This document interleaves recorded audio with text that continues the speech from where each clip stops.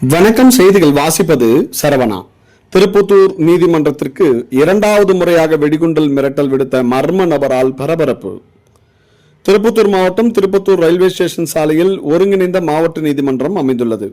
கடந்த 25ஆம் தேதி மர்ம நபர்கள் இமெயில் மூலம் வெடிகுண்டு மிரட்டல் விடுத்து இருந்த நிலையில் இன்று காலை 11 மணியளவில் மீண்டும் இமெயில் மூலம் நீதிமன்றத்திற்கு வெடிகுண்டு வைத்திருப்பதாக மிரட்டல் விடுத்து உள்ளனர்.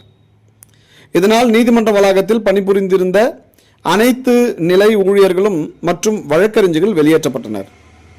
இதனை அடுத்து நீதிபதிகள் போலீசாருக்கு தகவல் தெரிவித்துள்ளனர். தகவலின் பெயரில் திருப்பத்தூர் நகர போலீசார் மற்றும் வெடிகுண்டு நிபுணர்கள் சம்பவ இடத்திற்கு சென்று மெட்டல் டிடெக்டர் மூலம் தீவிர சோதனை மேற்கொண்டனர்.